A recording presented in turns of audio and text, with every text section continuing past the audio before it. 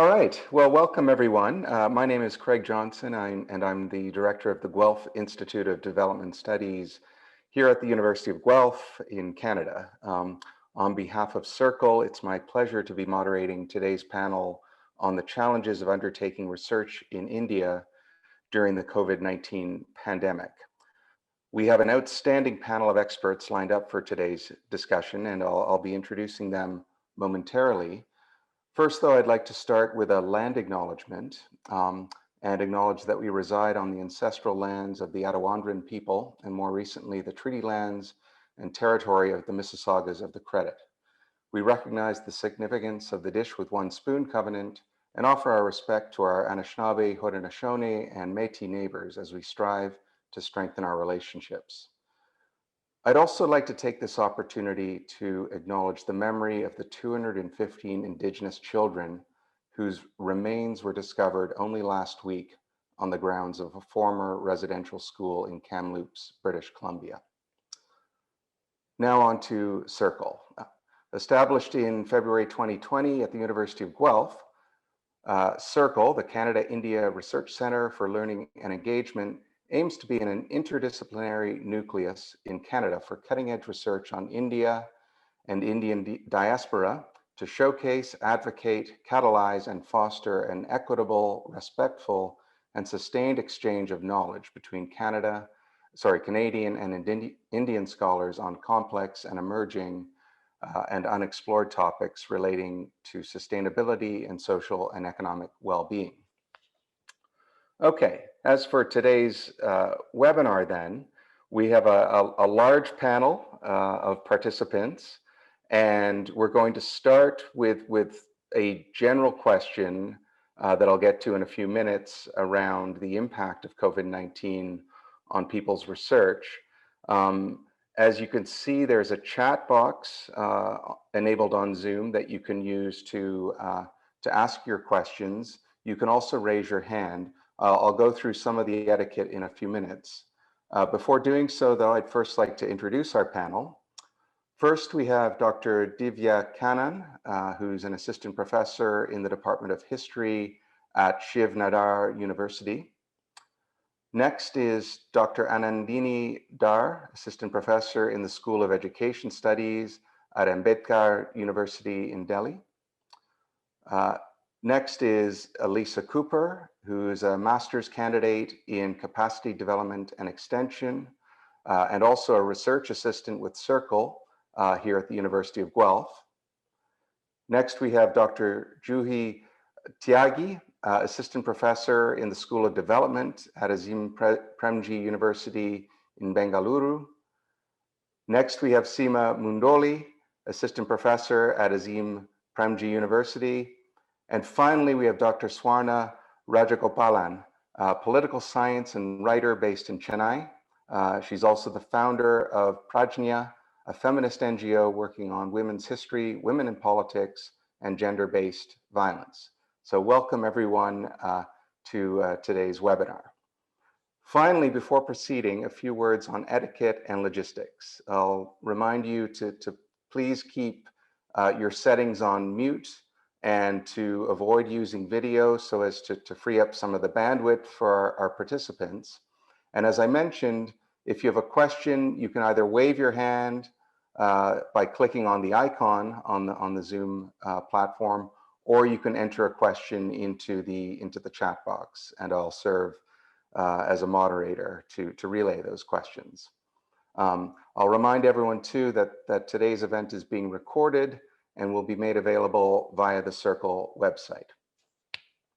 Okay, now on to today's discussion. The impact of COVID-19 on research in India. I should start by saying that given the current situation, we were actually hesitating about holding today's discussion at all. And at one point, Sharada reached out to the panelists to see if people were okay with participating, given what's going on right now in India. And everyone agreed that it would be good to participate, and also possibly even a little therapeutic to have this very important conversation. It's scarcely worth repeating, but the official figures on the impact of COVID-19 are absolutely devastating.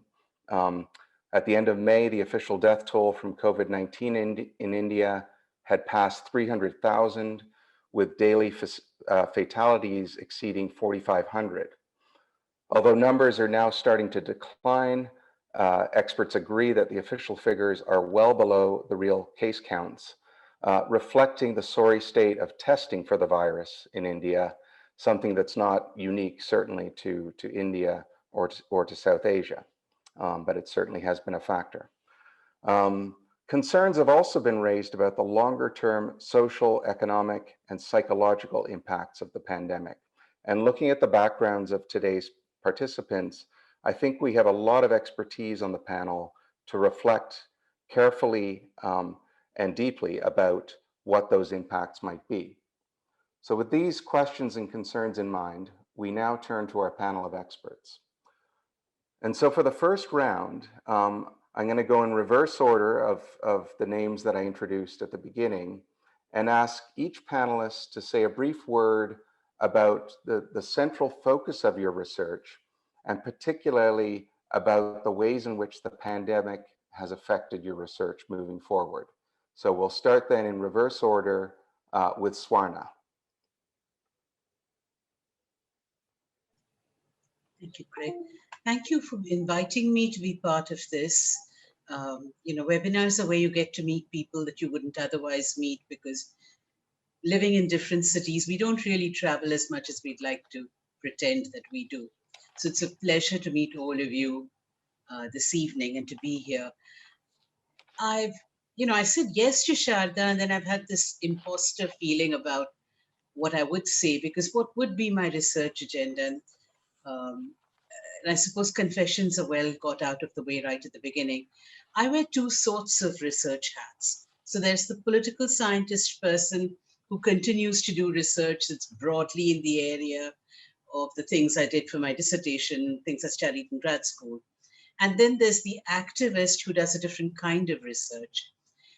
In terms of pandemic impact, I think quite simply any projects that I was involved with, and I will say that at the moment, most of them seem to center around gender-based violence, though this is not my primary area of research interest. Anything that involved field work has just been impossible. I mean, no way we could go out, interview people, and so on and so forth, or hire new researchers, guarantee that they would be safe or that the project would be done on time. So we're seeing a lot of delays. But on the other hand, what has become possible is that through my NGO, we've been able to pilot and experiment with short, informal research projects. So in thinking about this webinar, actually, I've been thinking, what does it mean to say research during the pandemic, and what kind of research are we talking about? If we're looking at the formal grant-backed, sorry, my phone never rings unless I'm on a webinar. If we're looking at that sort of the Western style formal grant-backed big project, big field work, perfect research design model, then I think that's actually harder to pull off. But if you look at the spunky little bits of things that people are trying to do to find out what the reality is around them and to document what is going on, then there's an efflorescence of those efforts in all their imperfection. I'll leave it at that. Okay, thank you, Swarna. Next then is Seema. How has COVID affected your area of research? Good evening, and thank you also for having me here. I had mentioned to Juhi that probably it would be a little, when she had asked me if I would be interested and then introduced me to Sharda, I said that what we are doing right now seemed to be a little off from what traditional research that we do, because I am here as a part of the Standard Workers Action Network, which is actually an organization that started trying to help workers, migrant workers, by providing them immediate relief. And immediate relief in the sense of providing rations and cash transfers, coordinating all that. But along the way, that converted into something like action research, because while we didn't have a sample, we didn't collect any information specifically for research. Whatever information we got, we tried to use that through so every time a worker reached out to any of us, so all our phone numbers are helplines essentially. If a worker reached out to us, we would use that number. We would collect some information about the worker, like for how many days do you have rations, how many days of money do you have left, just to get a sense of the crisis. And we used to allocate help based on the SOS calls, how much was the crisis. So during the course of doing all this, we realized that we had some information that we should use beyond relief. And that's when actually our action research for SWAN started. And we had, try to do 4 things, and I'll be very brief here, and later maybe we can look at it in detail. One is advocacy. We are collecting information real time. So this is not information that is collected and then you're analyzing it later. So as the crisis is unfolding, we are getting information about it. So we use that to provide that information to the cases that were being filed in the courts here, demanding for the right to wages, right to rations. And these were produced as numbers, reports submitted by NGOs in the cases that were being produced. So advocacy was one part of using the data that we had. The second was if we found that a particular city there was evidence of crisis. For example, 2 weeks ago we began to receive a very large number of calls which we couldn't handle from Delhi. So then we immediately wrote a letter to the chief minister and said, look, these are the 80 locations we are getting the calls from. Can you please send up kitchens there? So immediate engagement with the government. Sometimes they respond depending upon who you're contacting.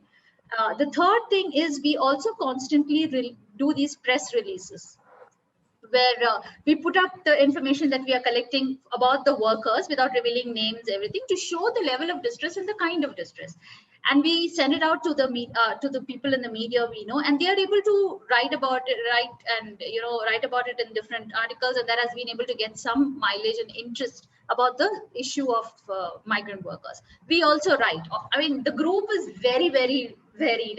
The kind of people who are in SWAN, I have nothing to do with labor and employment. My field is ecology, environment, climate change more recently. But we have architects, we have people who work in an oil company. So these are just people who have just come together to volunteer because they feel that it is and they've all written. Everyone has written different kinds of articles about what they feel about it. Could be about the travel fiasco last time. So that's another way of engagement. But mainly what we also wanted to do is through this process is build an archive, build a voice of the workers as the crisis is unfolding. Not in the terms of an oral history, like 10 years from now, somebody talks to the workers. We have we collect testimonials from the workers, and we have kept all this in an archive. We're very careful about who gets the data, who gets to access it. So that's broadly what we have been doing. So it's not like research that even I would do, like Swarna was saying, a lot of my research is stopped because there is just no way of doing field work in this thing. And we've shifted to online. Doing several things online, but yes, but what I'm talking about today is SWAN, and that's a completely relief-based work from an action that converted to action research with these broad aims. So I'll stop here for now, and maybe later we can. Okay, thank you, Seema.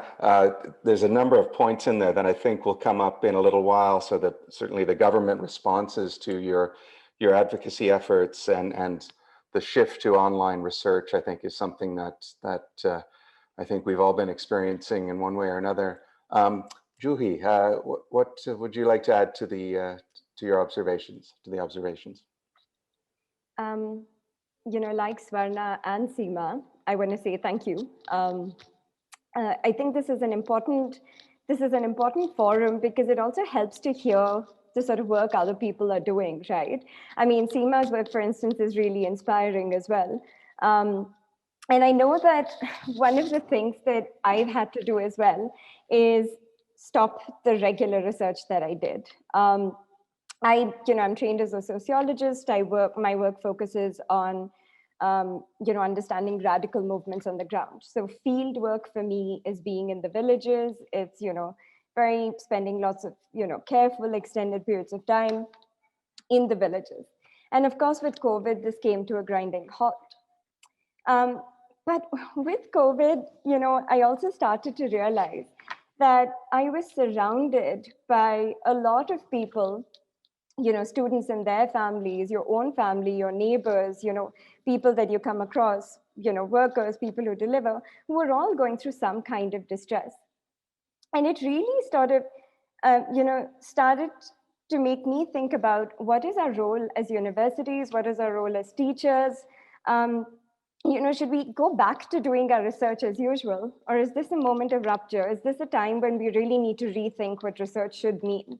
The kind of questions we ask, when we ask them, who we ask these questions to, and also what this research can do for you, right? And do for any sort of aspect of the sort of change that we're hoping that our research makes. And so one of the things that we started to do is, a couple of faculty have been talking about this. So this is something that's sort of being developed at the moment as we speak. But one of the things that we really started to think about is the fact that we as faculty want to, we also want to sort of get an insight into the world. The students want to do the same. And we all feel quite helpless at the moment. So the idea that we're sort of trying to grapple with is, can we think of some sort of collaborative research that students and faculty undertake together? And this brings in a couple of very important aspects that I think we sort of leave behind when we think of the ways in which we do regular research, right? But actually building bridges, using sort of our own life conditions, not questioning someone out there, but thinking of your own sort of structures you're surrounded with. And, sort of asking meaningful, sort of responsive questions that can actually change something in real time. And so what we wanted to find out was, with students and faculty together developing these questions from what they've seen and what they've heard, how people have survived, over the past year, especially the last few months, emotionally, but also materially, right? How do they get information on medication and beds, hospital beds? How and where did they voice their concerns, right? So think if, these sort of, are the democratic institutions still functional in some way? If you're unhappy, if you don't get something, if you don't have access to entitlements, is there a place to go, especially when you're in a mode of crisis? And at the same time, we wanted to also think about looking at, what is the secondary data saying around you? In your district, what is it that the disaster agency budgets say in terms of their spending? What is it that the construction workers boards spending, looks like? And so this is sort of how we're thinking about actually, getting systems to be more accountable, maybe filing for RTIs as well, to kind of get more and more information that we really hope it will make us feel less helpless, but also, to listen to people around us in ways that we hope will actually matter. Because these voices, as Seema said, in real time, you're generating some, but they aren't enough at all. And these do matter. These will matter in the long run as well. And so that is something that we're, along the lines of which we're thinking. And I'll leave it at that for the moment.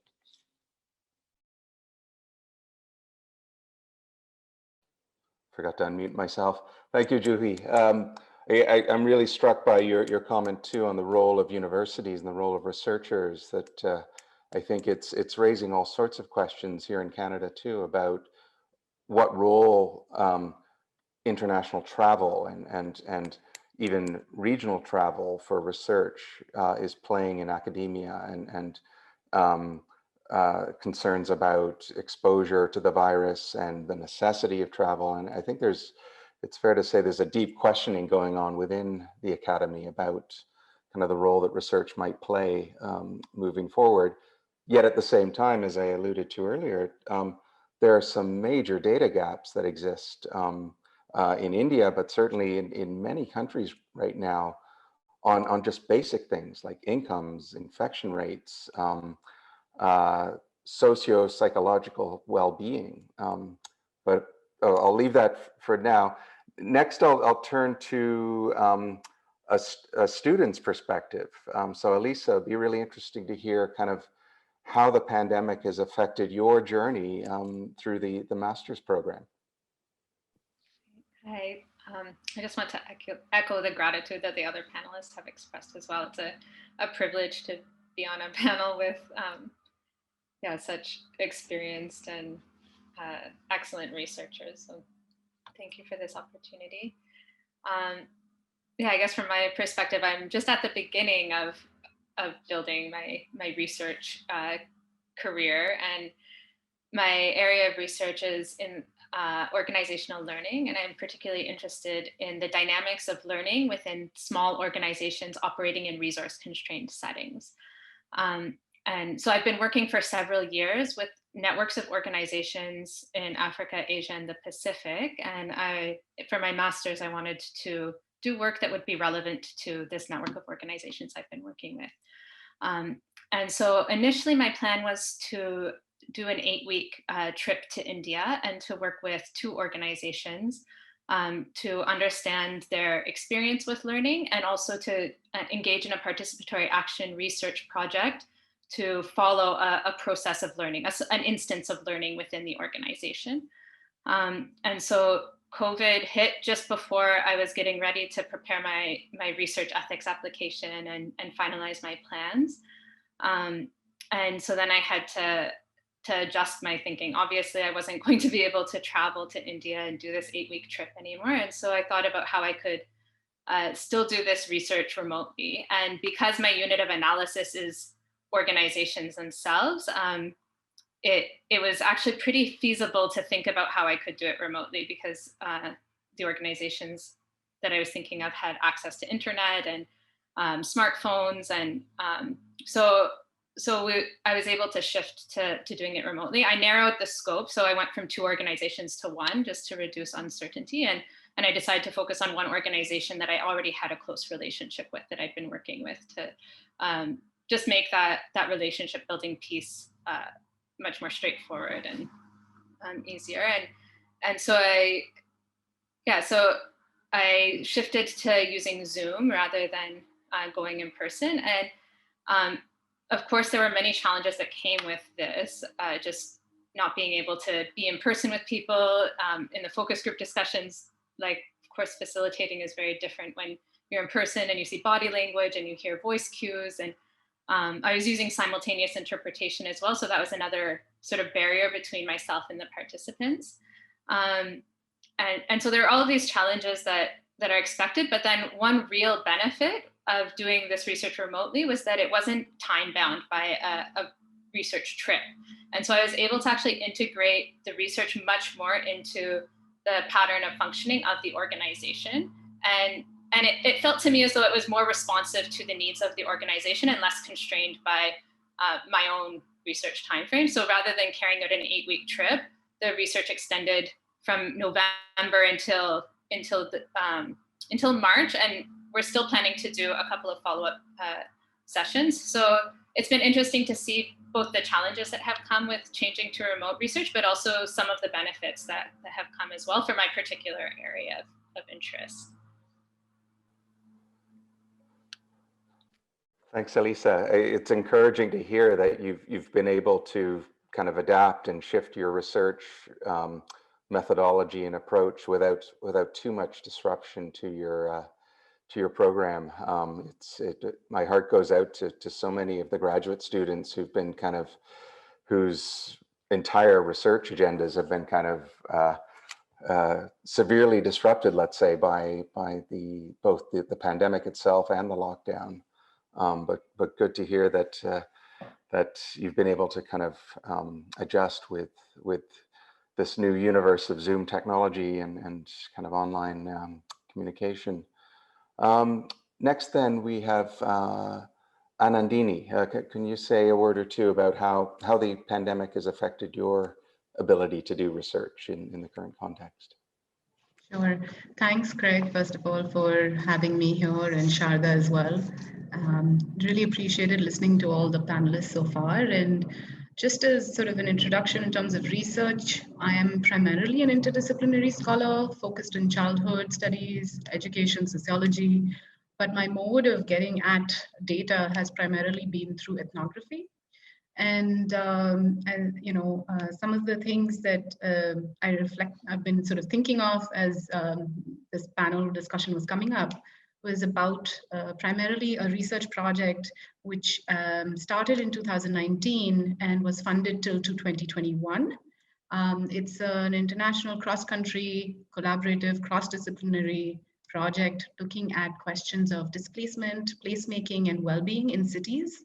So it's a sort of a project where we're focused on, in Delhi, we're looking at how in informal settlements, young people and families make sense of place, how they use place, and how is that related to their own sense of well-being.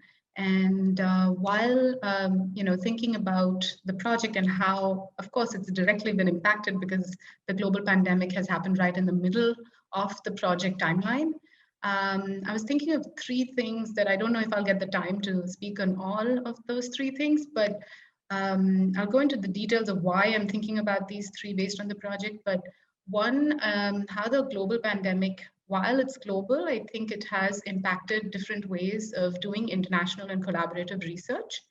The second I've been thinking about is the inequalities in knowledge production, particularly when, you know, for instance, even our project partners are very comfortable to moving towards things like nethnography that have become very popular. The World Council on Anthropological Association in 2020 May actually had a webinar on alternatives to field work. And I was, as an ethnographer working with marginalized communities, I was completely flabbergasted by the ways in which there was this very convenient move and shift to phones and the internet and all these other alternatives. But working with children especially, you know, how do we access children living in bastis, informal settlements, when their parents have single mobile phones? They're not able to access school education because of the lockdown, because of the continued shutting down of schools. And so, you know, it's been troubling me to think about what is going to happen to what kind of research is being produced, who are we going to talk about, what research will get valued again. And so I really appreciate that we're having this conversation, and despite the pandemic that we're in, continued pandemic that we are in, we've come together to discuss this. And the third thing that has emerged as a result of, you know, a little bit of an opening window in Jan and Feb of this year, we were able to, so I'm working with two research assistants who have been on and off part of the project team in India with me. And one of them is a very strong PhD student who's also an activist who's been working with Basti Suraksha Manch and other kinds of migrant labor movements, and another student of design and innovation. So part of the project is also working with architects and designers. So she's coming in from that space.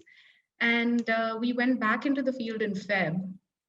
And more recently, what you know, of course, last year when the pandemic came about, I've been thinking about the role and the responsibilities of researchers, you know, not wanting to abandon research entirely. We already built a certain kind of rapport in 2019. We did some preliminary work, but we were going to begin our interviews in March of 2020. And unfortunately, we did go in, we started some activity-based interviews with young children, but we couldn't go on further because the lockdown happened. Some of the families left and went to their homes. And we were more concerned about, like what Seema has also shared, you know, about relief work, offering ration and offering sort of, you know, we, you know, try to raise some funds because how fund grant money works is another, you know, challenge, what you can spend money on and what you can't despite pandemics coming in. What we ended up doing was, after some relief work this year, when we started conducting interviews again, we, of course, you know, we wanted to go back to the communities because we had a rapport with them. Some of them would call us. And we went back to start doing interviews with due precaution. And more recently, because we made some connections with the youth in the community there, we're beginning to, and this is very initial, so we'll see how it goes, but we're beginning to get some of the youth from the communities to do interviews. So one of the young RAs has been able to make contact with the other young people there. And we're trying to figure out ways in which we can work with them as co-researchers. And this is not new, of course. Doing collaborative research with research participants in the field of anthropology has existed, previously as well. It's considered as more innovative and empowering young people in childhood studies. We've been talking about how we can have young people as co-researchers. Michelle Fine has done some very interesting work around young people even writing research outputs. So we're exploring this possibility at the moment of being able to get some of the people from the community to be participants and interviewers as well as being interviewees. So of course the pandemic has affected us in all these ways, and we're still figuring out where to go from here. Yeah, I'll stop here for now, and then I'm sure there'll be opportunities to speak about the other concerns I raised. Okay, thank you, Anandini. I love that term, nethnography. I hadn't heard that before, and for me, it raises all sorts of questions again about, what are the implications for research ethics, for the role and responsibilities of researchers, as you highlighted, and I think we'll have a chance to get into that in a little while too. Finally, then, I'll turn the floor to Divya. Any kind of initial thoughts and reflections on research challenges during the pandemic? I think I'm going to sound the most cynical of the lot. Also, as I think the sole historian on the group, it may seem easy for us on the outside, for people on the outside, thinking that historians, after all, don't deal with people who are alive, and you're just dependent on institutions and archives. But in a country like India, I would say things have become really bad for us in the profession as well. So while it's not lucrative to pursue history as a discipline, we unfortunately find ourselves in the middle of all kinds of emotional and political storms. Everybody has an opinion on history. And what the pandemic personally has done is I have had to now literally look at my professional life as pre-pandemic and post-pandemic, like everyone, but with very, very concrete consequences. Because the archives and libraries that we are so dependent on are all shut down. And with the borders closing, and I can see many of my colleagues here from the same profession, we unfortunately depend on the British Library so much, on the libraries abroad. So now we can neither travel abroad, nor can we go to the institutions in the country. And what this has done is, and maybe that's why I sound very cynical, I've had to now rethink completely the future of my research trajectory. Because unlike in the global north, 99%, in fact, almost 100% of archives, historical archives in India is not digitized. So there is no, like Anandini is saying, in terms of a net history, you can get probably a tiny fraction of the material online. And even when they are online, all the digital archives are under the control of Ivy League universities. So either you should belong to in India that can shell out millions to subscribe to these archives, which, as my colleagues here know, is almost an impossibility. Or we should be able to find a fellowship or a grant and go abroad, which we can't. And the truth is, we already couldn't go abroad easily because in research, especially for those of us in the university system, cannot be divorced from teaching responsibilities. So for example, to find a sabbatical or to be able to apply for a sabbatical or a period off to do research was already a big challenge before the pandemic. And now with the acute emotional distress that both teachers and students are facing, it seems even more difficult for existing faculty to apply for these kind of small privileges of taking off from their teaching responsibilities and pursuing research elsewhere. So I'm a social historian focusing on histories of education, gender, and youth. And before the pandemic, I had moved away from my PhD research, which was on 19th century education and poverty, to look at an oral history of people in my home state in Kerala who had been from schools till about 1960s. And I was visiting elderly people in their homes directly. to take views, to talk to them. With the pandemic, I've been completely banned from these houses. Nobody was going to entertain a young researcher in their homes, shaking hands, or even coming 5 feet within their home. So now my project literally has shut shop because despite my appeals, a lot of families are not able to get their elderly parents or relatives online. And I completely get it. It took me multiple visits to the neighborhoods in order to get them to talk to me. And now getting them to sit through hours of conversation, talking about their childhood and youth, again, seems very difficult. So in order to find the silver lining in these dark clouds, what I have done now is I've turned to my own students in the university. And with a group of 30 students, we are now documenting the impact of COVID on their lives. So I moved a bit away from history and now we borrowed heavily from sociology and anthropology in order to be able to ascertain what does this mean for students of my own university, because I cannot reach out to students elsewhere very easily. That is, of course, one project on the side. The other one has been, again, to plow through existing archives. Whatever little archive is now available to me online, I have been now trying to questions, and a new project that is slowly taking place is looking at questions of women's mobility. So I am now interested in the history of women and cycling in 20th century India.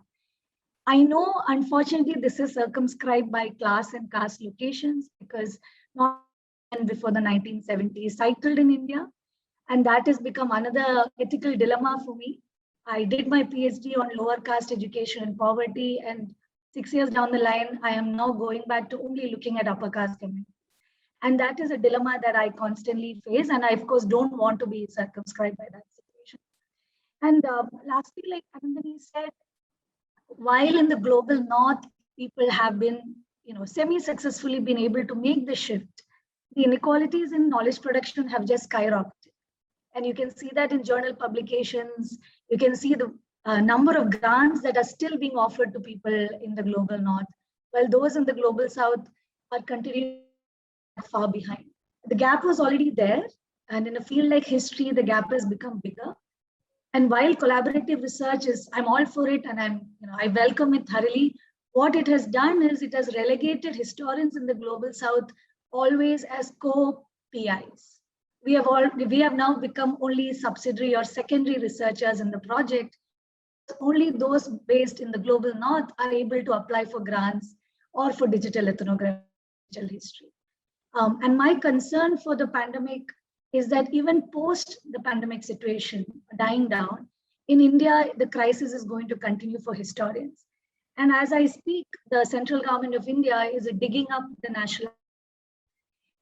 We are losing the building that is currently the National Archives of India, and it is going to be completely pulled down. The annex building, which houses millions of documents, is going to be pulled down in a few months, and we have no idea how long it's going to be shut down. So it's not just me, but I'm looking at a younger generation of scholars whose careers probably might never take off if they are dependent on the National Archives. On the other hand, there is a slight possibility that if not on the National Archives, we can go back to our regions. And because India is such a vast country, and maybe draw upon our regional language collections and archives. There is a wealth of information waiting to be unearthed in the regional archives and regional libraries. And I'm hoping that will be the way to go. So instead of being so reliant on the National Archives, there will be a bit of decentralization in historical research. So I'm striking more words of caution than optimism, but unfortunately, that's been the situation for historians. Thank you, Divya. Your comments really kind of strike a chord too with sort of the larger, more long-term implications for the inequities that long preceded, I think, the pandemic in scholarship and academia, and the ways in which those are being replicated and even exacerbated during and moving forward, hopefully beyond the pandemic. And also, I think, there are questions in there around sort of the ways in which research and scholarship are funded and organized in the global south, as you say, but also in India in particular. And I guess as a way of kind of opening the conversation up now, and I'd be happy to sort of just kind of open it up to panelists. I'd be interested in hearing people's thoughts about these bigger implications on the quality of knowledge and the state of knowledge in relation to your particular fields more generally in India. It's tempting to put a large asterisk now, but next to kind of the last year or so, and probably the next 2 or 3 years at least, reflecting upon all of these challenges that we've been talking about. And I mean, questions have been raised about sort of the ethical and analytical limitations of shifting to online interviews. It creates some opportunities, but it also creates a very different kind of research relationship and encounter. So I'd be really interested in hearing people's thoughts about sort of what the bigger implications are for the state of knowledge and the inequities that you've just described, Divya, in the Indian context. And while panelists are responding too, I'll encourage other audience members to type their questions into the chat room, and I'll do my best to relay them to the panelists. But I'll open that up then to the participants. So what are these bigger implications for the state of knowledge and research in India?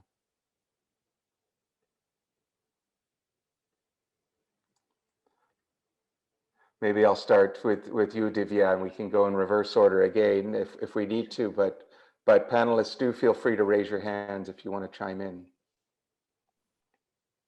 Thank you, Craig, for that insightful question. See, the discipline of history in India has a very active political life. And what I mean by that is that while the profession is being academically practiced in what we call the hallowed corridors of the university system, the popular domain also has a very rich life centered around various historical narratives. And that has to be read alongside political narratives. And in the last 20-25 years, with many communities, marginalized communities asserting themselves, a lot of, unfortunately, violent counter-resistance to that, state becoming increasingly centralized, and so on and so forth. History in India has taken on multiple trajectories. So one really cannot talk about the state of knowledge in India only in this very small domain of academic history. While of course that is also thriving on the side, there is no doubt about it. There is also this wide gap between academic and popular history. And in India, that is deeply felt. And you can gauge it from the nature of the panel itself.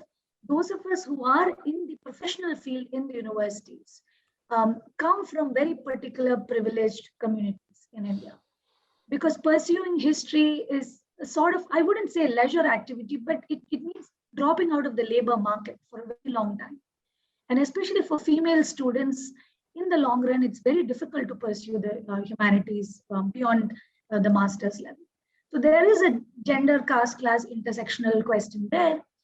But on the other hand, we have failed, and I see this as a self-critical point, academic historians have failed to convey their scholarship in a substantial way to popular audiences.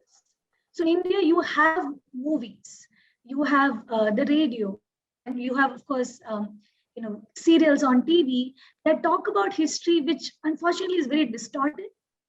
But academic historians have waged the fight in very, very small echo chambers. And that I would say a fraction of historians have made a deep impact. So somebody like Romila Thakur, Fan Habib, of course, have done a bigger service by taking their research beyond the university spaces and going into classrooms. So writing textbooks in India, that is why it has become a major source of controversy. Because different communities contend with academic historians on what should go into school history books. And this is not unique to India, of course. We know that in many countries, school textbooks are the center of a lot of storm. But I would say the state of knowledge is also an exciting one. In the last 15 years, it has opened up new subfields, something that Anandini already pointed out. For instance, when I was doing my PhD, it was extremely unheard of or unfashionable to talk talk about childhood or youth. And when I was doing something like labor history was considered unfashionable, because that's something that historians in the 70s and 80s. And I went to a very well-known public university, but something like childhood was seen as a very niche topic, something irrelevant, and everybody dismissed. But in the last 10 years, there has been a definite shift to these kind of fields. There has been more of a dialogue, sustained dialogue with other fields, which was already there, but more and more students are now taking up interdisciplinary studies. University programs are also responding to it. And history writing is also being free from certain vocabularies. And I see that as I see it as a great change only because of the composition of historians have shifted. And in India, the running joke is that in modern Indian history, it is so dominated by the Bengali historian. The counter to the Bengali historian, upper caste Bengali historian, has now come from historians across the country. And that has led to very, very interesting kind of narratives coming up. So I see the field in a very exciting position. But of course, like I said before, the concern is how does one adapt to changing circumstances and what does it mean in the long run? Right. It's fascinating insights too. Fascinating to think about the ways in which the pandemic is leading to sort of this churning of ideas and quite a lot of instability, I think, among some of the more settled assumptions within economics, for instance, about the value of social welfare policies and debt financing and other things like quantitative easing that would have been absolute taboo subjects a number of years ago are suddenly entering the mainstream. So I think there is sort of reason to be optimistic, but interesting to reflect on kind of what kinds of openings and opportunities might exist in this current context. We've had a few questions from the floor now, and I'll just start with one from Rajender. And they're asking whether the process for official permissions to do community-based research in India has changed as a result of the pandemic. And they add a little bit further down, what did the process look like before? And then I guess what I infer from the question is whether it's become more difficult now as a result of the permissions that are required to undertake community-based research. So I'll open that to the floor, and please feel free to raise your hand or wave your hand if you'd like to address that question.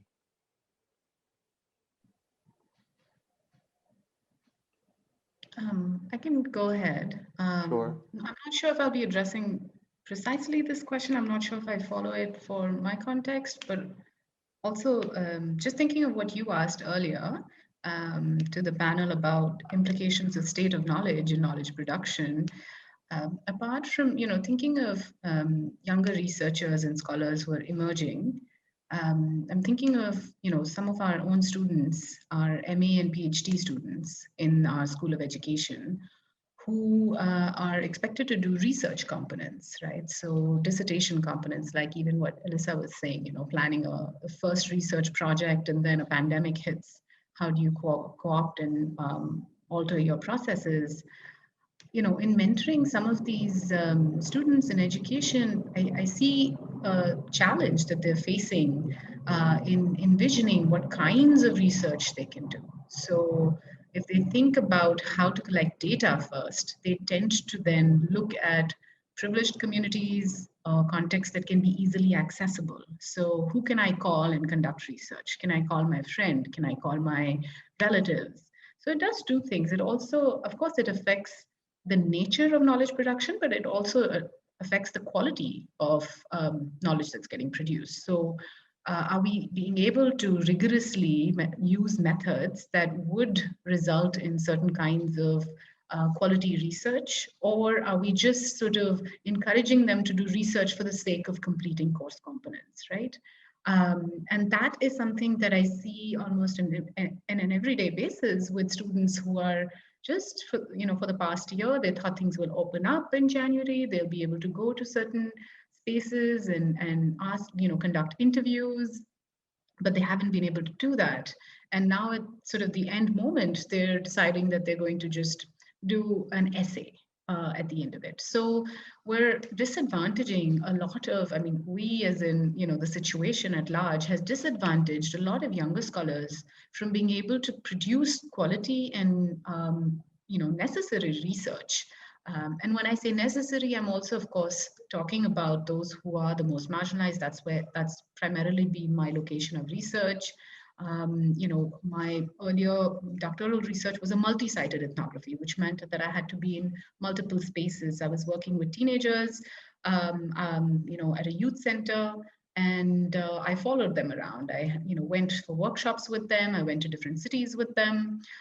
So I can't even imagine that were I conducting that research at this moment, it would be impossible for me to complete the kind of research that I did and the rich data that I was, able to get. Because ethnography itself, as we know, requires, invested long-term time with communities.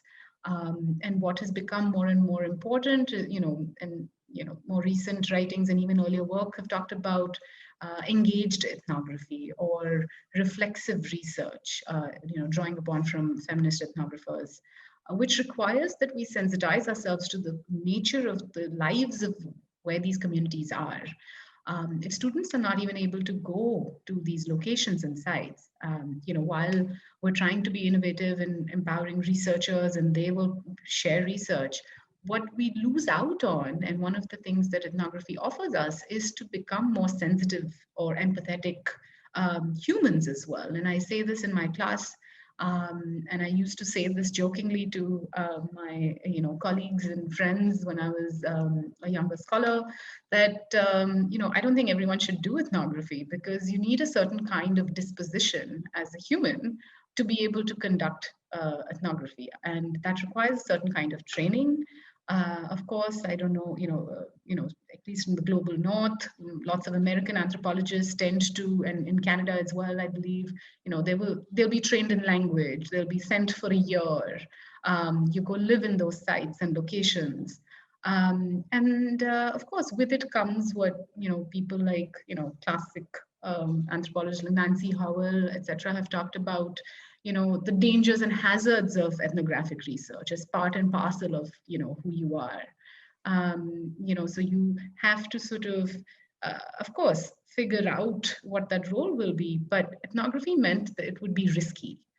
There would be risk to perhaps your health. A study came out in the late 80s on how a lot of ethnographers working in challenging circumstances, at least around 60% of them who were interviewed had contracted certain kinds of diseases. The challenge with the pandemic for me, I find, is that it's not about just locating ourselves in those risky situations or the hazard. And I was having this, conversation while thinking about how do we do our research. It's one thing to put ourselves in that risk, but it's another when, because of the nature of the disease, that we might be causing harm or risk to the communities, that we may be carrying the virus with us when we interact with the participants and our community members. So this kind of sort of challenge of, what will happen to ethnography itself in India, in the global south, and what kinds of research students will be able to conduct is definitely going to get impacted. And at least for, and I agree with Divya, it's, while in history, of course, there are the reasons for why it'll extend beyond the pandemic, perhaps. In fields like ethnography, it'll extend far more, because we know that to do engaged ethnography, it takes time. It takes years to first spend time with your communities, and then you end up writing up and conducting analysis and then publishing. So it's several years kind of ahead that you do this. But the PhDs that we'll produce then will not be engaged ethnographies. It will be the state of knowledge that will eventually get produced will be further impacted. And we're already struggling with producing, good PhD researchers in India. And there are several reasons for that, including financial, ways in which we disperse finances. As a graduate student in the US, I had the privilege of getting grants every year for conferences. I could get funds if I wanted to travel, but that kind of a context is just impossible for students here. That's, with the UGC restrictions on just getting 7,000 rupees a month. I mean, that's menial kind of sustenance for producing quality knowledge. So, I'm often hesitant of thinking of a pre and post pandemic world, because there are so many continuities also that are going to impact, so it's not that the state of knowledge was not, the kinds of knowledge was getting produced was, at at the same level as elsewhere. There were issues of finances, there were issues of funds, training, the kind of rigorous training we could provide was being impacted by the teaching load faculty have. So, it's going to be extended far longer, perhaps. And I think what the pandemic has done is has exacerbated the kinds of inequalities in the state of knowledge production that is in front of us. So I think these challenges will continue for a while, and I hope there'll be ways through which we can think through alternatives. But I'm not so sure entirely what they will be for now, but I'm not stopping from teaching engaged ethnography to these researchers. These points are just so important, Anandini. Thank you for making them. And I mean, the concerns about sort of the impacts on communities of researchers inadvertently carrying the virus into communities, exposing communities to the virus, I think is something that is only just now being touched upon. Like, I think most universities have kind of gone into this lockdown mentality, and the main preoccupation has been about the safety of staff and employees of universities. But your comments sort of raised the very real concern about the responsibility of the researcher in relation to the people with whom we're working, certainly in an ethnographic context. There's also, I think, a really interesting kind of research ethics dimension to the comments you're making about sort of the expectations that we have for researchers in kind of establishing contact and even maintaining relationships with research participants, and whether this can and should go forward. The last thing I'll say is that in my own field in development studies, I share your concern. I think that ethnographic research, certainly when I did my PhD, which is a million years ago, there was a very strong expectation that you got your hands dirty, so to speak. You did learn a language, you went into the field. And nowadays, I think there's a lot of my colleagues, younger colleagues, are working with big data sets and analytics and using R software, and they don't really do a lot of kind of ethnographic or field-based research. So I worry that the field itself will undergo this transformation in ways that might not be positive for kind of the field of study. Swarna, I see your hand is up. I just want to throw give the floor very briefly to Elisa, because this question of research ethics, I think, is really interesting to me. And I'm wondering, Elisa, whether you've experienced that. So you will have, I think you mentioned you've done your research ethics protocol with the university. You've gone through that process. Did COVID come up at all? Did the sort of impact, either direct and real or virtual and distanciated, did that impact come up in your research ethics evaluation?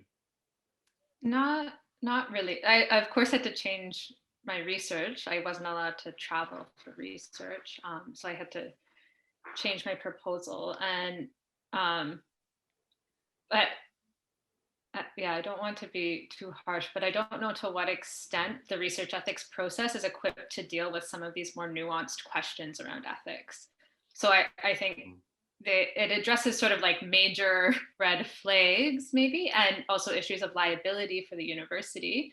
But yeah, there weren't any questions about whether the research is a priority for communities at this time, whether this is going to be a burden on the organization I was working with. And that's something I was thinking about and conversing with the organization about and trying to understand myself. But it's not something that the research ethics process, I feel, is really well equipped to capture. And it's not, I wouldn't say it's a particularly agile process that really responds to like changing circumstances from my own personal experience. And then in India, my understanding, and others can correct me if I'm wrong, is there's actually not a centralized research ethics process for social science research. There's a medical research ethics procedure, but I didn't have to go through anything. I was working with a university in India as well, and working with a professor there to make sure that the research was being conducted in a way that was as appropriate and respectful and ethical as possible. But there was no standardized procedure to go through to get approval for it, which in some ways provides agility and freedom, but then also raises questions, I guess, about how are we thinking about ethics? And I think it's quite easy for researchers from the global north to just go to India, and it may check all of the boxes in the global north institution, but that doesn't guarantee that it's actually beneficial for the community where the research is taking place. And so one thing I was considering was, should I actually do research at all, or should I just switch to using secondary data and do a major research paper instead of a thesis? And so that was something I was open to, but as I was talking with the organization, they shared that they felt like it would actually be beneficial for them. And I tried to orient my research around their needs and have them guide the research process. And because my methodology was participatory action research, it was very much in line with what I had been intending anyway. But yeah, from the ethics perspective, I think allowing the organization to take the lead in the research, both in terms of the questions we were exploring, the way in which we were exploring in the time frame, I think was one way that I thought about that. Your comments raised for me too the huge variations that you see in institutional capacity to oversee research ethics across countries, and even I think within India across states. So through the course of my career, I've worked in places like Thailand where like the government barely knows that you're there, and it's very easy to go to a village and do research, to Vietnam where the space for doing research, at least it used to be, very tightly controlled. And more to the point, I now do work in Ecuador where you can't travel to parts of the Amazon without having proof that you've been vaccinated for yellow fever, encephalitis, and other infectious diseases. So it's again, I think it reflects sort of the underlying inequities that exist across institutional capacity. Swarna, you've been very patient. You've got your head up. Well, I've been patient because I'm not sure. Well, let's say, I don't know which previous comments my comments are apropos of, but I will offer them anyway. I think I agree very much with Divya and Anandini's comments about the pre and post-pandemic, or pre-pandemic and down the line post-pandemic condition of research universities not necessarily being very different. Some of the things we are talking about today were also true 3 years ago, have also been true for 20 years. And they're deep structural issues that come from a variety of reasons. So I think that we need to address them anyway, pandemic or not. But, you know, something that I've sort of said at the beginning that I want to come back to after listening to everybody's, what do we mean by research? Because I come from political science and international relations particularly, And our research is not any of the things that people are describing. Typically, when someone says they're going to do field work in the area of security studies, we're talking to elite opinion makers for the most part. In security studies, you're not going to get permission in any country, in any society, to walk around interviewing soldiers on the border. This is not happening. So, but what I am seeing, also something I mentioned earlier, is how many small community-based organizations locally, who may not have masters, who may not even have bachelors, are trying to initiate research projects based on WhatsApp polls, or calling people, or having them call a particular number and answer a series of questions. And what is the quality of information produced, the conditions in which the information is collected, the reports that are written will not pass muster in, and I've learned these terms very recently because I'm quite a fossil, global north conditions. But they are research, they are knowledge that we would not otherwise have. And given the huge data gap, even on the impact of COVID, given that everything we are saying is anecdotal at this point, this is the only way we're going to be able to begin to plug in the holes. So what does it mean to do research?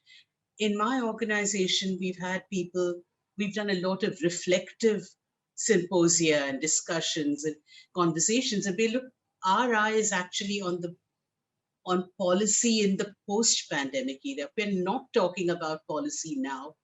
We will not be ready to talk about it then.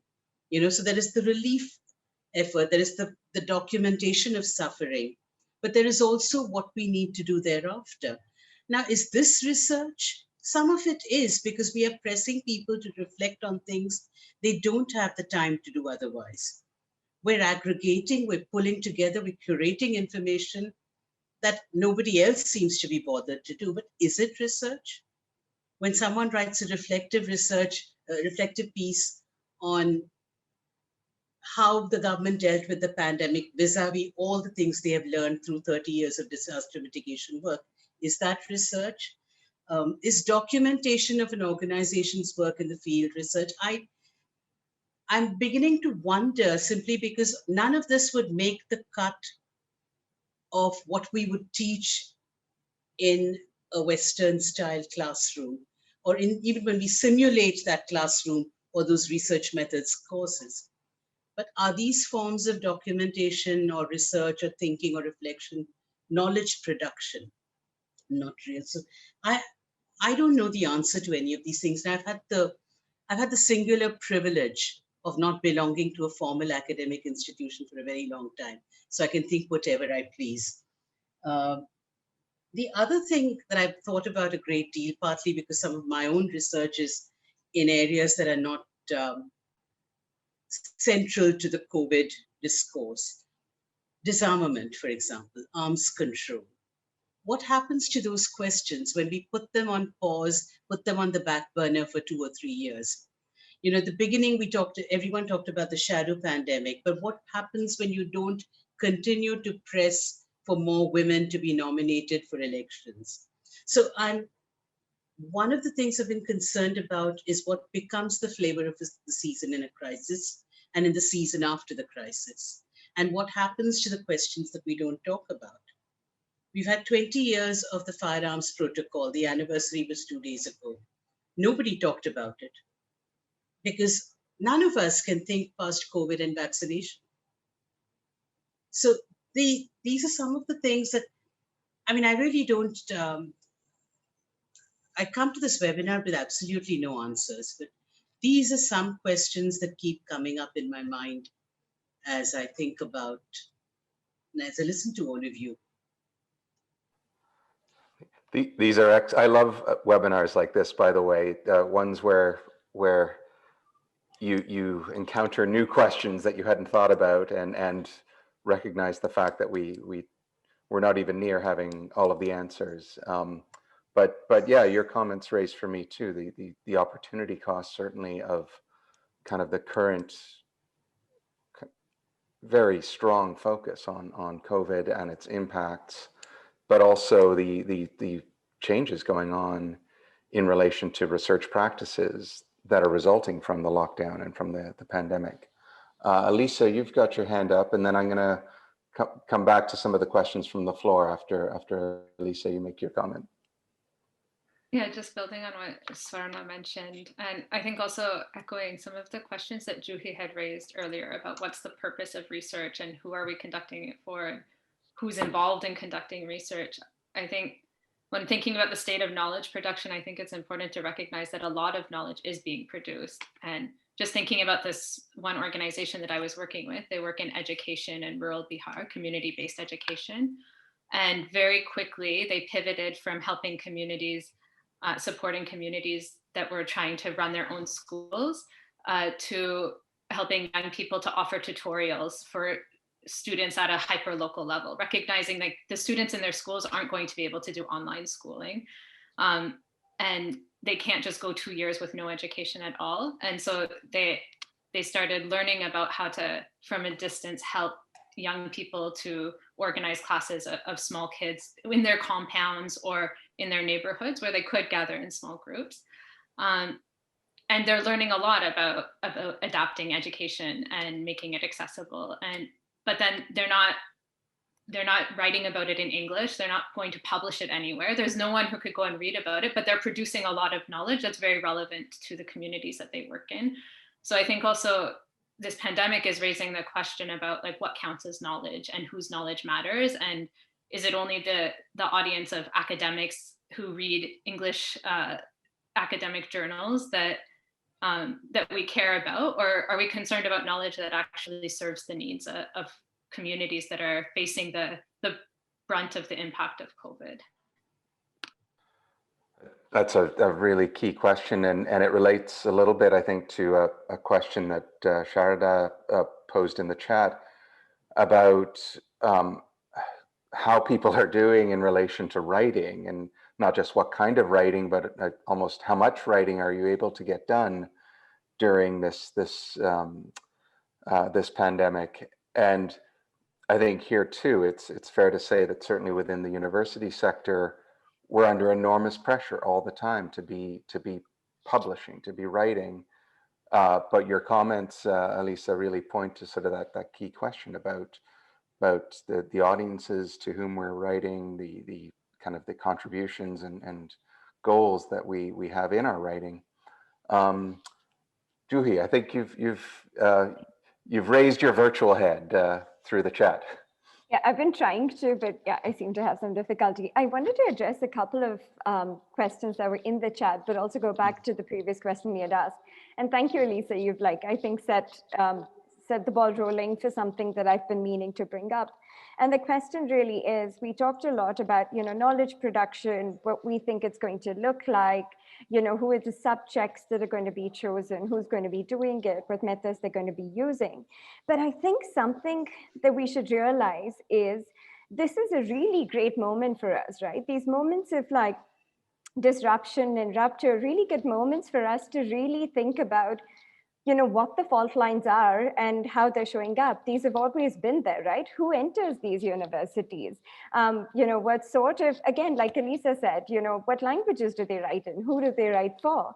And the fact that that most of your students will only do research with their community, which is mostly going to be not the marginalized, should make you question, how are people coming into universities? Who is being chosen? Are you giving enough scholarship? And I think our path is laid out. These are the struggles and these are the fights that we should be fighting, indeed. Saying, we need to have more scholarships. We need to have some of these things fixed in some ways, or at least attempted to be fixed in some ways. But I think what is also really interesting for me is the sort of questions that I've been hearing. And Seema will probably attest to this, but we have a great diversity of students, right? From all sorts of classes and backgrounds in geographical areas. And what I find fascinating is the kind of questions they're asking, right? And I think the kind of questions they're asking are in some sense refreshing, and they're not new, but I think we haven't gotten to them for a long time. I know with vaccines, for instance, in India and IPs, they're asking questions about global inequalities, right? Like, okay, how is it that we're not getting this? What's going on here? And so their curiosity is going into places and directions that I think are really nice to see, because I feel like it is a moment where, you don't have to go to the field and be a researcher in that way. A lot of what is happening around you is actually giving you, I think, delivering a lot of the learning objectives that I think you would imagine you'd want to do in a classroom space. And I think what's also interesting is that perhaps this is, so I guess I'm not as pessimistic as Divya is, and I feel like these are going to be moments where you will ask these questions and push for, your institutions to also, do things, hopefully, push for some things to be slightly different. But I think what's also really interesting is when people have seen the state fail, when they've seen nothing actually work, there has been a lot of networks that have been built, a lot of understanding. And by collaboration, I guess in my mind, I wasn't thinking of the, global North-South, but I was also thinking of collaboration between equals, right? And, for instance, I know some students are like, oh, we all live in the same area. What is it that we're finding? What is it that we can get together? And these are pretty empowering experiences in some way. And I think we need to start thinking, I think, like Swarna said, we need to start thinking of all of this as being research that can be enabled and should be and ought to be in these circumstances. And I just wanted to get to one last question that Derek asked, which was, I think, also a really great question. That is also indeed a struggle that I think one needs to be thinking about, right? These are times when you can have spaces shrink, or you can have ones where you actually do keep pushing at the edges. And with academic freedom, this is something that obviously, these are times when we should be pushing against some of these things. And as far as writing is concerned, I guess, well, I'm not producing very much, but then the question is, if you are producing, yeah, Seema has been writing, and I think she's been writing and producing in ways that I think are meaningful. So yeah, I'll leave it at that. I'm so glad you raised the optimistic side of kind of the equation, Juhi, and also the question of relationships with students. And I mean, here in Canada, it's not comparable at all to India right now, but I think there are a lot of people who are concerned about the mental health and well-being of young people, particularly those in kind of secondary education, but also post-secondary education. So that's I think a point that we might want to kind of reflect on in a little while. Seema, you've got your hand up as well, though. I don't know if you want to comment on sort of the challenges of publishing, or indeed about the well-being of the communities with whom you're working and the students that you're working with at the university. Okay, so I actually wanted to go back to that question of knowledge generation that you had, knowledge creation that you talked about. But I do agree that in the context of the work we are doing now with the migrant, the relief work that we're doing, we were very surprised that after the first wave of the pandemic last year, once it was over, 3-4 months after it was over, we began to get a lot of requests at SWAN from academics, not just in India, but outside, asking us for the database. So they had seen our reports, they had seen the press releases and things like that. And we had, so how this whole thing worked, just to give a very brief background, is it began in the first phase of the pandemic with a single call to somebody who was working in the Right to Food and Right to Wages campaign. And from there, it just blew up into this large network of volunteers from across the country. We just took calls, we tried to find local resources, arrange donors to transfer money. So that's how this all emerged. In the process of it, when a worker called, we would take some basic information, like I said, to assess what is the kind of need. Now that, we did not see it as data. We just saw it as a needs assessment. we didn't realize that there were actually people interested in that.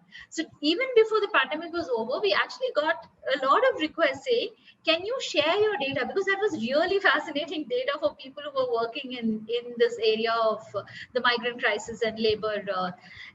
We had not thought of it. And if you remember, I told you, we were just a hodgepodge group of people who just felt that we had to do something.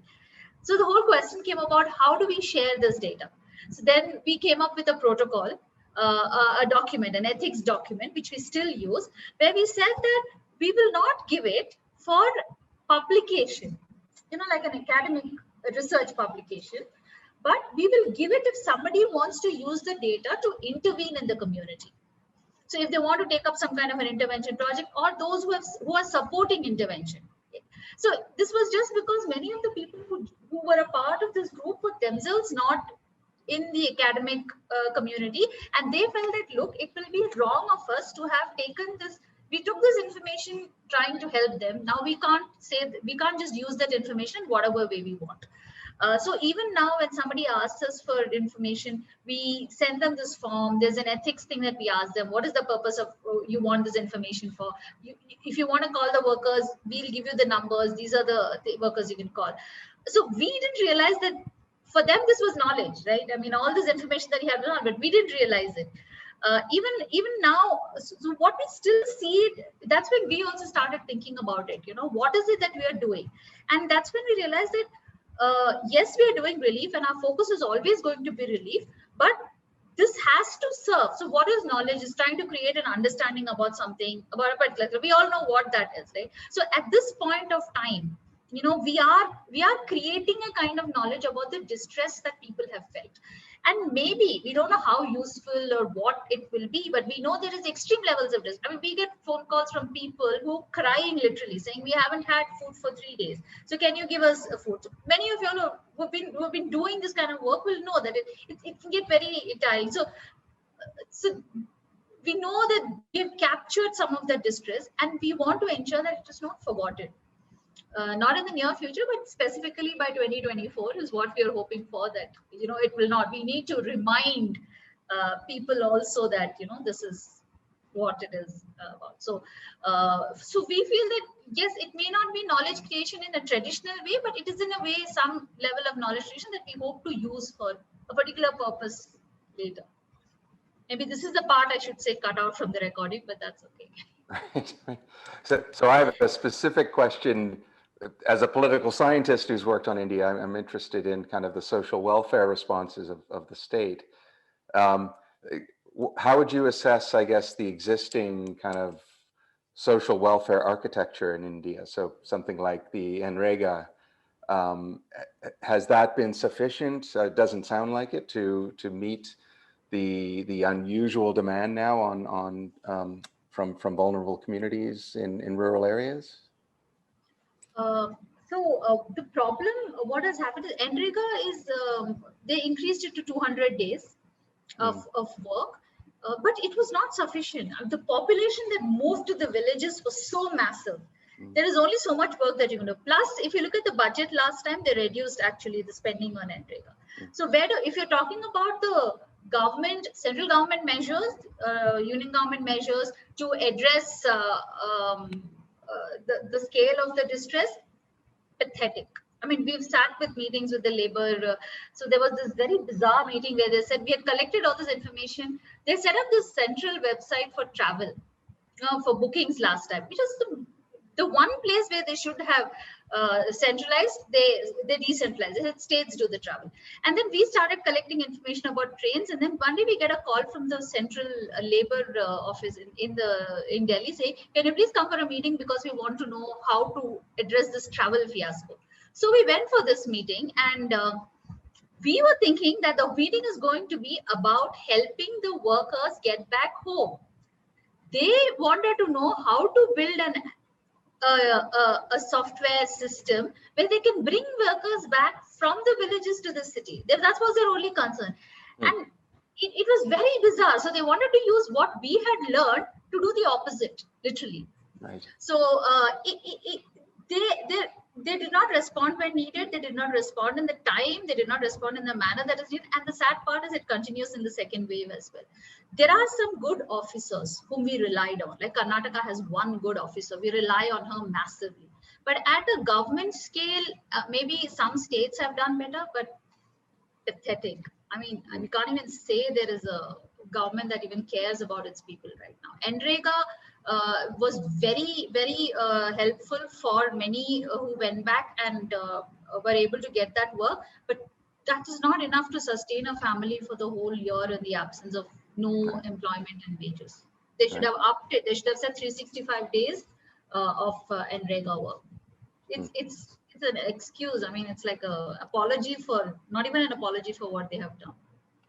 I'm sorry, but it's just been too much of 1 year of this nonsense is more than what any of us can take, I think. Yeah, no, it's interesting to hear, and just it sounds absolutely tragic for the people being affected directly by it. I want to come back to a question. It might relate for anyone on the panel who wants to address it. And it was about, I'm just scrolling back up here, it's from Gabriella, and it's about the impact of the pandemic on religious gatherings in India. And I know there was something in the news, I read something in the news about a large mela that had happened around the beginning of the last outbreak, and some of the infections were being attributed to that.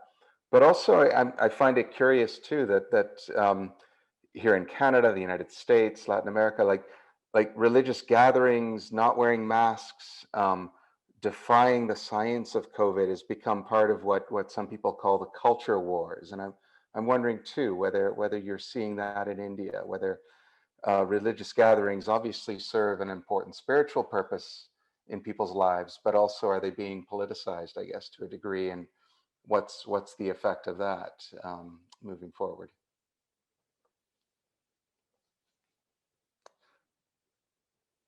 Maybe I'll throw that in the first instance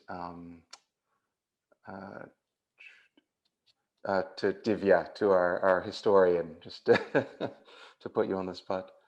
Thank you, Gabriella, for that question. I mean, the answer is self-evident. I think the panel shook their heads together on this. So the immediate context, religious gatherings have been the bane of this country in the last few months. There is no denying. A few months ago, 2 to 3 million people did gather in one of the largest states. And one can only, it's not a surprise that it turned out to be a super spreader. But to be honest, I wouldn't only pinpoint on that gathering alone, because you had scattered the governments and unfortunately allowed gatherings of all sorts across the country for various purposes. Of course, here having 2 million people together is a sure shot recipe for disaster. But smaller religious gatherings were anyway occurring, like you mentioned in the chat box, across states. So be it your small temple festival or the churches or the mosques, across religious communities.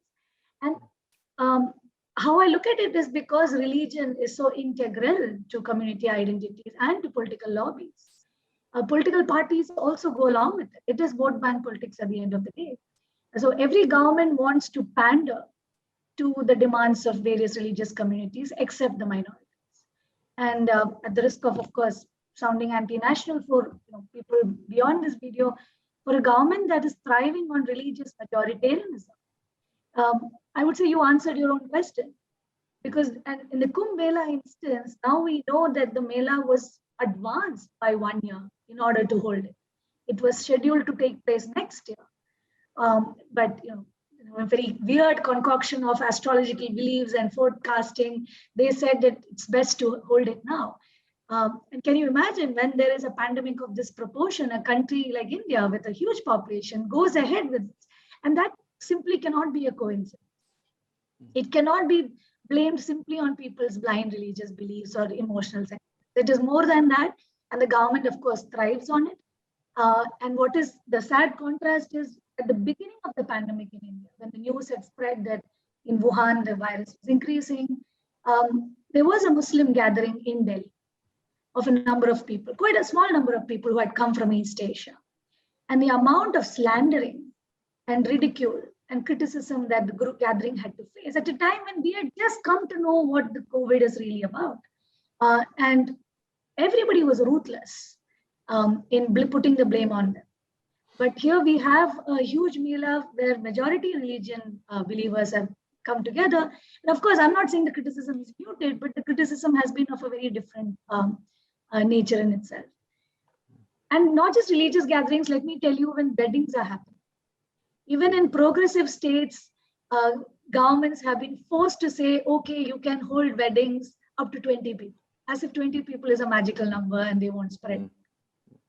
So any sort of communal gathering is being allowed in the garb of appeasing the electorate. And that is— Let's not forget election rallies. Elections, of course, all the elections. We had elections across. And this, I would say, has been happening for ever. And then the sad question that faces us is, what can scientists do? Where is the scientific temper that this country claims to believe in? Clearly, there is no sustained policy on cultivating scientific temper. Yeah. The same people who said you can bang a vessel and COVID will go away are the ones who are now fuming, realizing that what they said is a folly, but unwilling to admit it in public. But yes, a direct question to you, Gabriela, religious gatherings are happening in a very, very small way. And I personally see in a few months, it will open up because it is a very different kind of pressure from below. Yeah. That's such a rich answer. And so my next question, I'll direct it to Anandini, is sort of how do we then assess the quality and the capacity of the scientific establishment in India, both at the union level and across states? And again, too, I think this is something that is plaguing many countries around the world, is this tension between sort of social pressures to reopen or cultural politics denying the existence of the pandemic on the one side, and then the scientific establishment, the epidemiologists, public health officials, trying to sort of create some kind of organization in order to the response. And I'm wondering sort of how you would assess that situation in the current context. Thanks, Craig, for that question. Very different from what we've been talking about in some ways, but I'm thinking about the new education policy just instantly as you're talking about scientific temper, of course, what's happening in the pandemic. What has also happened in this process of the pandemic and things being shut down, rather than us, at the early March, April, May of last year, we were trying to refigure what kind of education we want in our, university systems, school systems, at least, trying to think through what does it mean to go online? What does it mean to teach in this way? I mean, scientific temper in that way would mean to rethink, reflect, question the norm that we've adopted of instantly transitioning into an online mode, right? So new education policy came out at the time.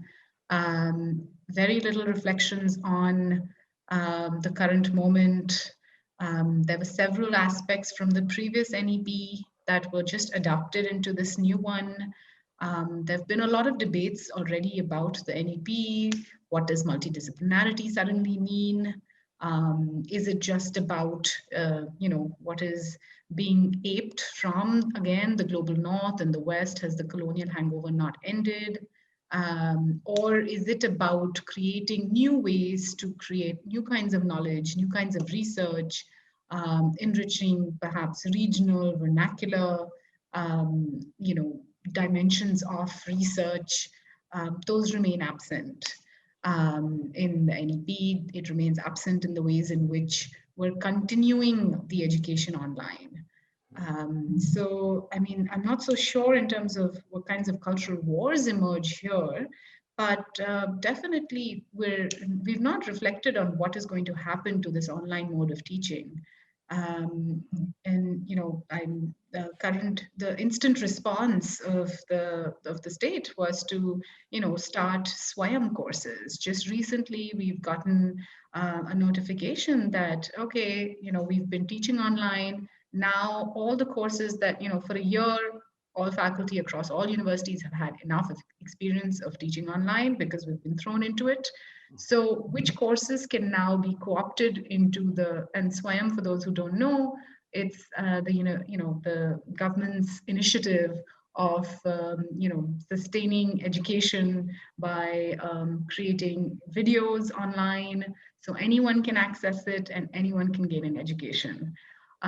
So what kinds of now university courses should be sent to the central government's archive of courses that can then be accessed by anyone.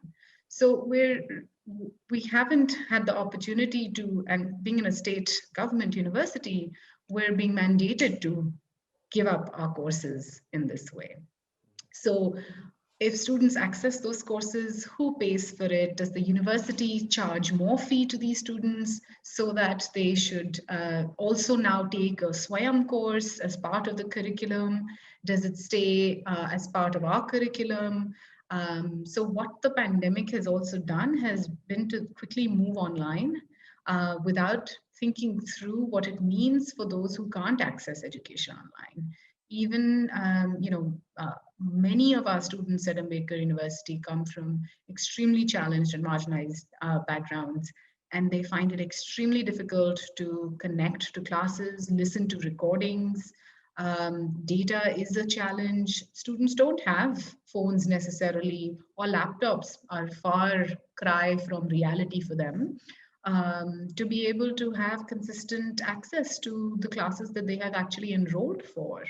And so we have had no efforts from the state or the center to support these kinds of students to be able to access online educations. Rather, we're just taking material from online and just conveying it to another realm of the online, and not thinking of education as any form of social transformation or possibility for social transformation. Even what sociologists would talk about social mobility, Ambedkar would talk about education as a way to be rid of our own social class, caste backgrounds, is not going to be possible in this kind of environment. We're kind of reinstating and ensuring that those who don't have access will continue to not have access. Till date in the university where I am, students were promised that they'd get laptops. Many have not. We have not done anything about reducing fees for students who are not accessing labs, who can't access computers, who can't download readings. Students in India are not comfortable with reading on the computers. Even though I jokingly sometimes say that when they come to class, they won't bring printouts and they'll read on their phone, some of them. But the majority of them will actually, do have a challenge to take all classes online and then submit everything online. So that's the state at which we were prior to this moment, where we've been pushed into this online mode of education. And there are absolutely, I can't see any ways in which students who are not being able to access education will have any kind of form of social transformation. We haven't, a year ahead, there has been no committee or no kind of constitution of any board or anything, even in Delhi, to rethink how to offer education at school levels. We've forgotten about the kids who are from EWS categories or who come from other marginalized backgrounds, who will not be able to access classes online. So I'm going into a different dimension from what you may have asked, but scientific temper is far from a reality in education, even at a school level. Asking questions is kind of an impossibility even as an adult at this moment. Because what we're seeing is that majority, those who are, while there's been a pandemic, there's been a lot of action otherwise. There have been lots of people who've been activists, people on the ground, young people who are speaking up for climate change or other kinds of concerns that plague our country and are asking questions, are being put into detention. And I hear and read about how we need to think about even the health of people in jails, and that's not happening. We'd rather put them into further vulnerable positions. So there is a huge sort of a divide or a tussle that we're at, in terms of scientific temper, because on one hand, we're teaching it and we want to teach it, but we're not being able to because of the reach and the outreach and the capacity of not reaching certain people. And then when those who are able to ask questions, they're not going to be allowed to ask questions. Yeah, thank you for raising those points. And I think coming back to sort of the impact of COVID-19 on research, your comments also raise, I think, the question of government support in different forms for undertaking primary research in India. And perhaps I'll throw to Juhi then. Like how would you assess the current state of affairs? Like, is the government doing enough to adapt to the current situation? Are you as optimistic about the future prospects for undertaking research moving forward, or is the economic downturn having a negative effect also on the ability of the government to support basic research? Sorry, I know Swarna had a hand raised, so before I go, Swarna, did you want to say anything?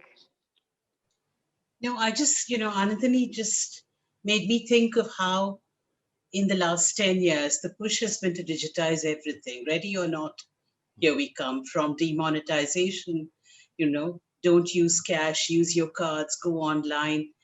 The solution to sexual and gender-based violence in society is an app. Now, as someone who runs an NGO that works on this issue, every week I get one person writing and saying, "Ma'am, I'm creating an app and I want you to use it."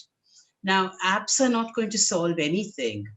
So it seems as if, and my point is that as we go moving into this imaginary digital paradise where we won't have to touch anything, we won't have to meet anyone, and everything will miraculously happen somewhere in a space that most of us don't understand. And then we have this pandemic, which is all about contact, no contact, disease. I'm thinking, how much more mutually isolated will we be at the end of this? We will not have seen people. We will not have had the normal interactions that we would have in a society like India. How much will that push us back into our, let's say, not pre-pandemic, but into the social practices and distances, I will use that, social distances of 200 years ago, as a result of all of these measures, because not everyone can be digital, right? So that digital heaven is only for some of us. And then the rest of us, we can't touch or see or hear or meet.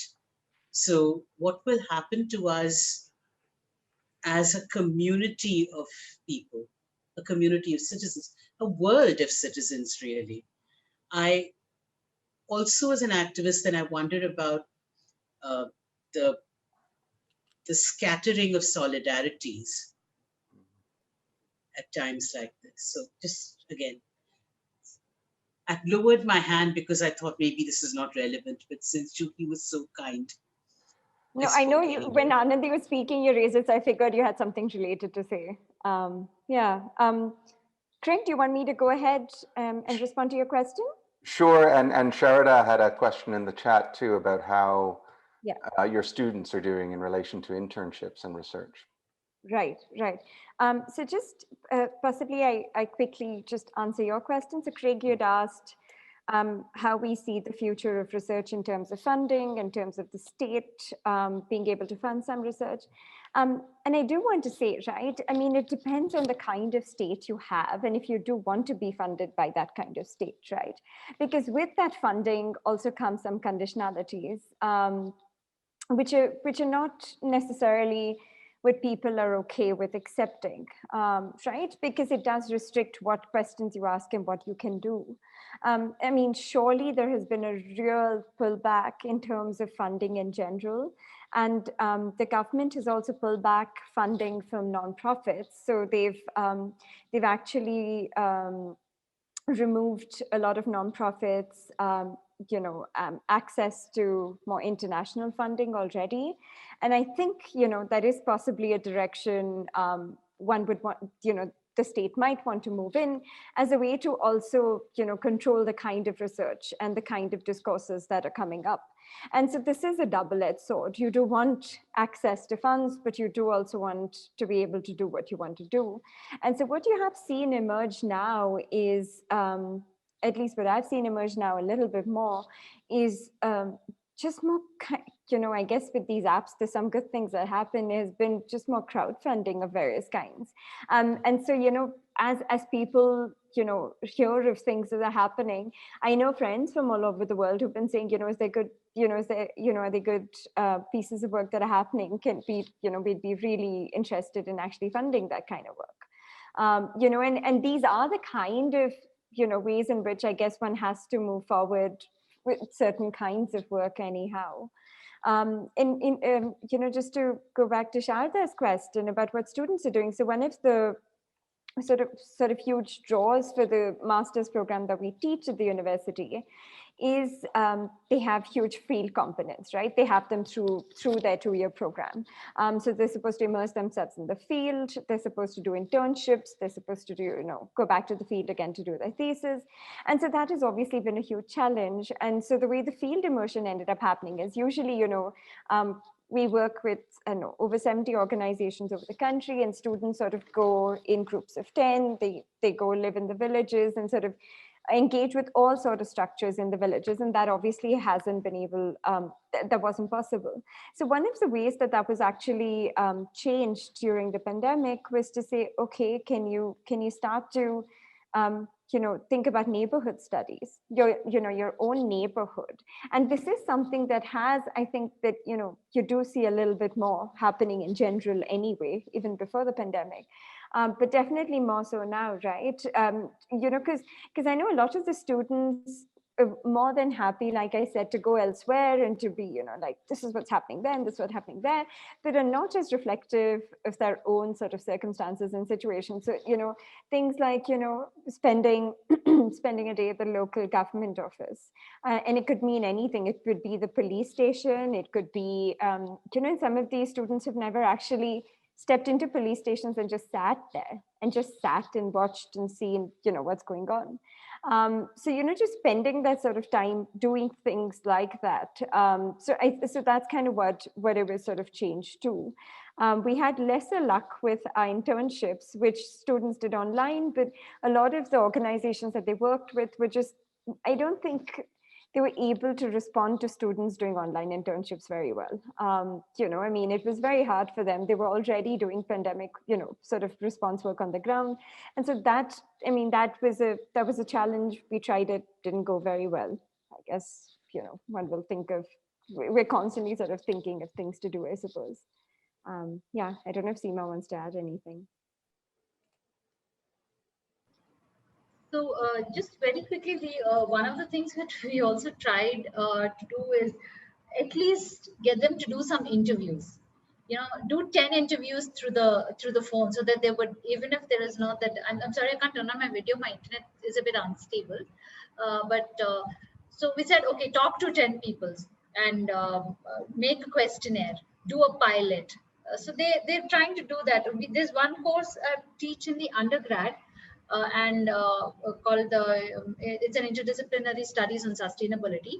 And there we have asked, what we've asked the students, because it is in a social ecological system setting, you need to have that physical, instead we've said, create your own SES. It could be a lake, it could be a park, it could be anything. Map the users, use secondary literature, do conduct telephonic interviews, because that's another thing that our university has said very clearly now, that under no circumstances, even if the student says, I will go and do field work, can we allow them to go and do field work, because the safety is very, very critical. And so we've told them, do this, maybe administer a quantitative, online questionnaire. So at least they go through some part of the process, the preparation of the questionnaire, the pilots and things. But yes, it is nothing like the real field experience that they would normally get, that engagement. But yeah, we're just trying to make the most of the worst situation right now. And if I can just add and say, they definitely went through a whole IRB process. They still went through that, because that was important. And also a question asked in the chat box earlier. For instance, if foreign researchers collaborate with, I don't know about other universities, but I can certainly speak for the one Seema and I work in, which is Azim Premji, they have to also clear the IRB in our university as well. So. This is so fascinating, and I wish we could keep going on, but I'm conscious of the fact that it's getting later in India, and I don't want to encroach on too much of your evenings. But just to round things out, I wanted to thank all of the panelists and the audience members for such a fascinating discussion, and my heart goes out to everyone in India right now, just how difficult the situation seems from afar, and I wish you all the best. I hope that things do turn for the better sooner than later. And just thank you again for such a fantastic discussion today, and hopefully one that will keep going on as these events continue. Speaking of which, Circle has a very busy calendar this summer. And the next event that's happening is on June 17th, if you want to mark your calendars, at 8 a.m. Eastern Standard Time. It's going to be a book presentation, book launch.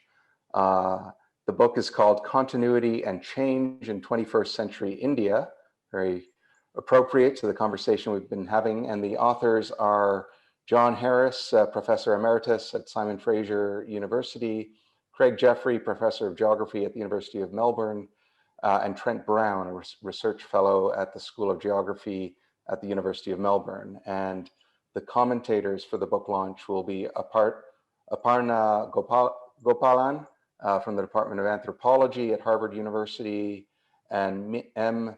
Vijay Bhaskar from the Madras Institute of Development Studies.